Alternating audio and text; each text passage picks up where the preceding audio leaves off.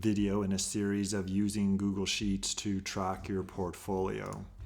In the first video, I went through setting up a portfolio and pulling the financial data and color coding it.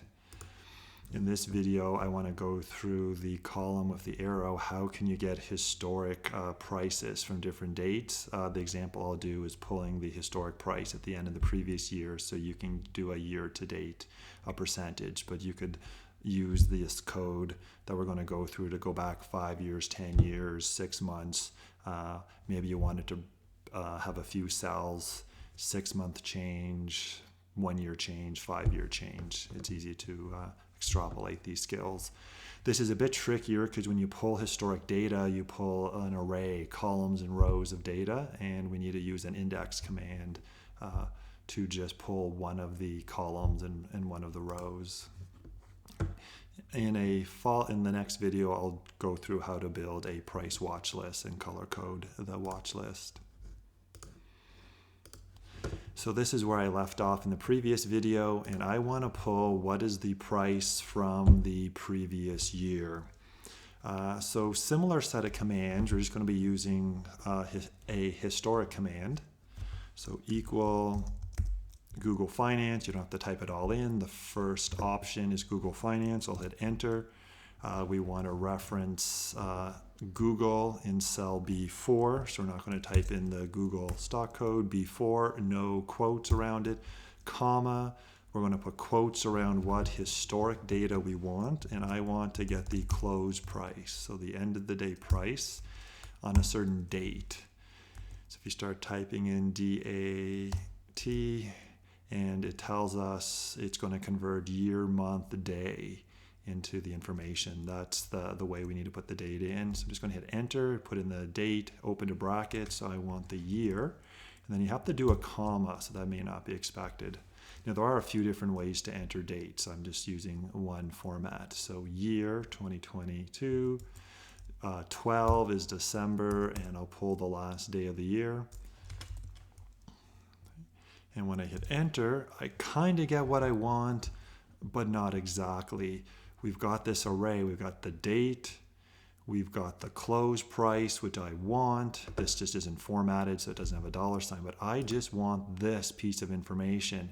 It's not going to work. If I try to fill down, I can't have 4 cells being filled for every stock ticker.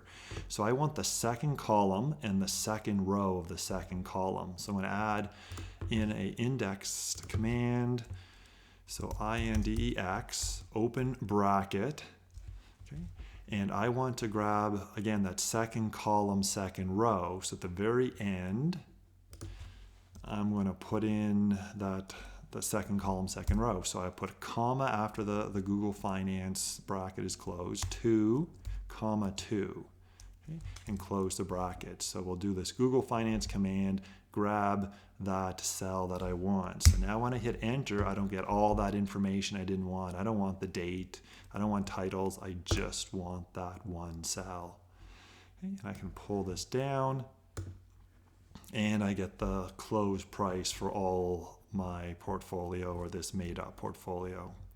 I'm going to throw in that if command like I did in the previous video. I don't want this not applicable showing up, so I want blanks if the stock count is 0. So if, open bracket, C4 equals blank, so double quotes is blank, comma, if C4 equals blank is true, I want a blank, comma, if it's false, I want all of that code I've entered. I'll hit tab or enter.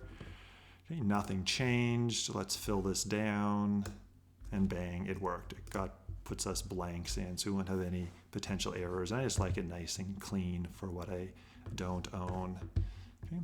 Again, this is also a nice command to use in a watch list to see how maybe the stock has done the last 1, 3, and 5 years.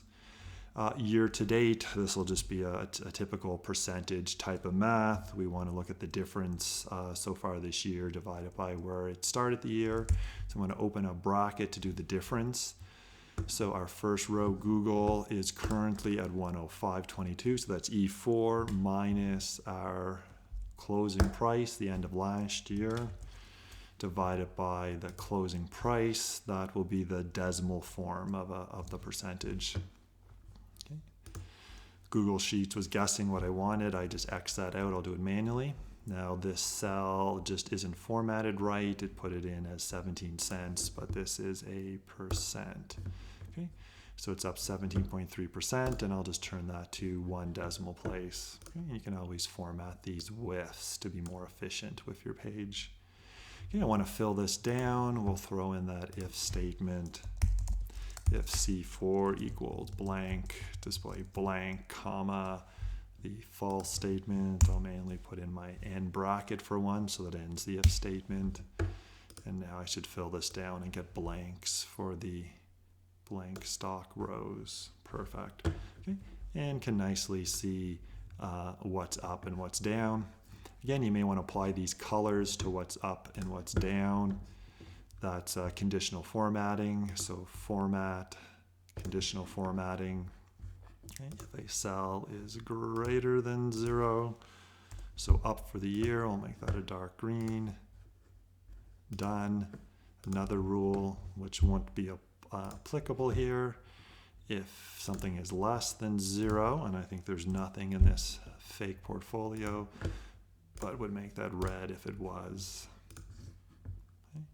It would be down. Okay. And that's it. So this was one of the trickier commands I found, or one of the ones that took a little longer to get useful. So hopefully you enjoyed this video, and the next one will be on how to make a model portfolio using some of these historic data commands and to have a cell color code if a target price is hit.